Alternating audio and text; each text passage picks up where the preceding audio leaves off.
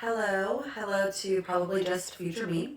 But today I'm going to share my 2026 personal finance goals. Um, I know it's already March, but I swear I have been working on these since the beginning of the year. I just haven't said them out loud. I broke down the goals into two categories of things that are in my hands, like I can actually do and check off, and things that are out of my hand that are more lofty goals. I'll start with the goals that are out of my hand because they're kind of crazy high. And the two goals that are out of my hand is to A, have 100K net worth invested, or have 100K net worth. And if I can accomplish that sooner than I think, then my second goal will be to have my salary invested, specifically, like, which is above 100K. So for me, that's 115K. So that's kind of like a two-step goal. And again, both very lofty and both very much out of my hand because I'm depending a lot on the market for those two goals.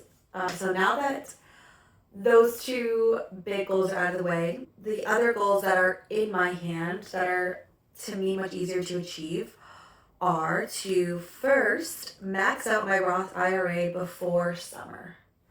Summer is like a vague term on purpose, but I think I can do it. It's March 7th, and I already have 5K invested, so I need 2.5K in the next 2 months, and I can definitely do that. So that's goal one.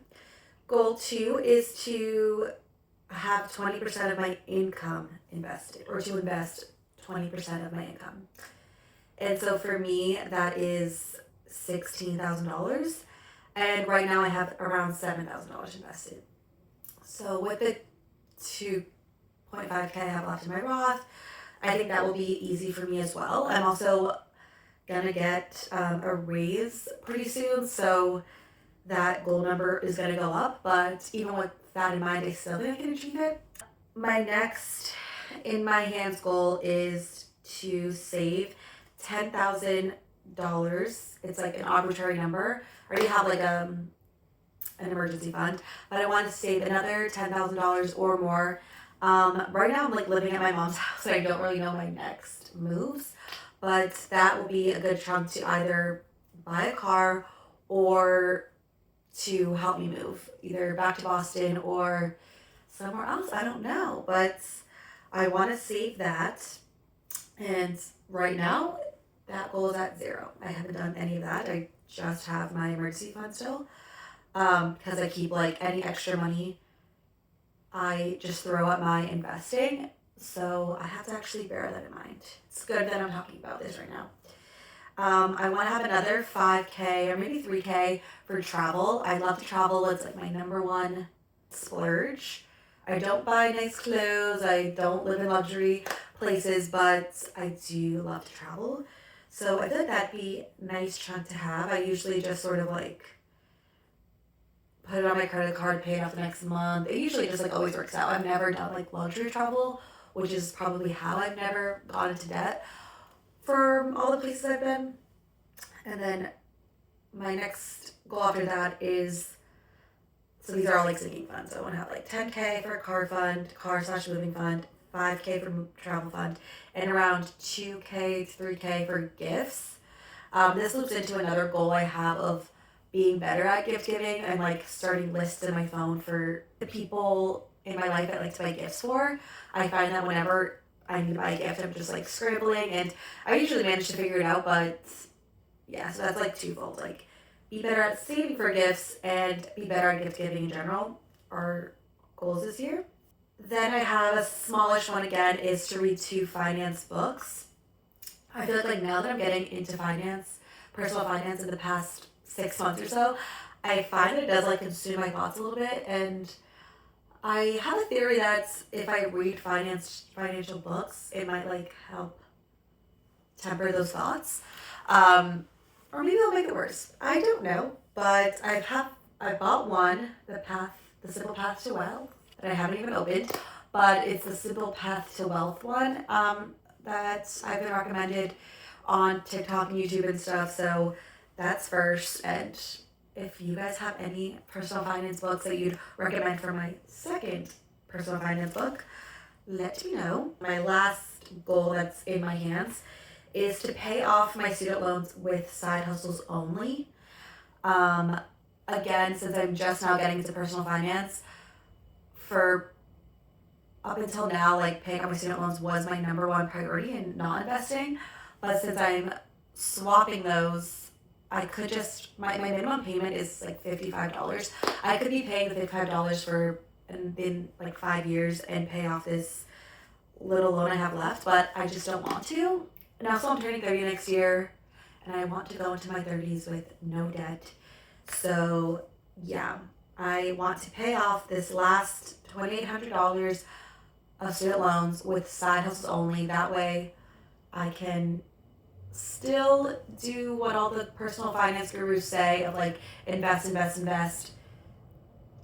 If your only debt is very low interest rate, which my debt is very low interest rate, but I just personally don't want it in my mind anymore. It just like weighs on me. I know it's a measly $2,800, but I don't want it anymore. So far for my side hustles that I've come up with, again, it is March, so maybe I'm a little bit behind on this goal as well. I put a little bit of cash for my birthday, January there. My sister and I sometimes like pick up events at this like event space in our city. And so I did one event this year, so I'm hoping to pick up here and there when they need help.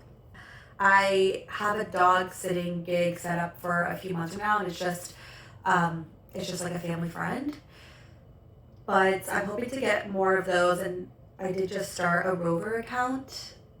I paid the $50 for like the background check, and I still have 0 walks set up. So yeah, that's another one that I might need tips for. Like, what should I do to get people to click my Rover? I might ask like an AI or something like that to judge up my account, because I've had it for about a week and I have 0 messages. So don't really know what I'm doing wrong. I think I have to maybe lower my prices. Not sure. If you have any tips there. And the fourth thing I'm doing is I'm card churning. I started 2 new bank accounts that you just have to like have direct deposits of, X amount of dollars, and then you'll get a bonus in 3 months. So I'm doing that. I'm only starting with 2 cards, and then time goes on, I will maybe start other cards.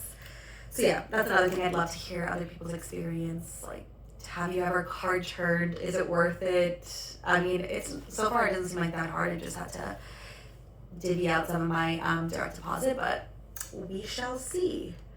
And I'm also actually going to put like here maybe a list of other ideas I've gotten from TikTok and YouTube and stuff for side hustles. But if you have any personal side hustle recommendations for me, I think like the big one I'm avoiding right now is that I am a software engineer in test, and if I ask like ChatGPT or Claude or whatever, like what side hustle is to do, they do tell me that I should do like freelance and pick up jobs that way, but I already do that all day long, and so doing that as my side hustle does feel annoying, but it seems like that is where all the arrows are pointing, that I should start a Fiverr account, I don't even know what it's called, to freelance my skills. But I don't want to use my skills after 5 o'clock. So first I am going to start with these side hustles and maybe some recommendations from the 5 people that view this video. So yeah, future me, I hope we did it. Peace signs. Bye.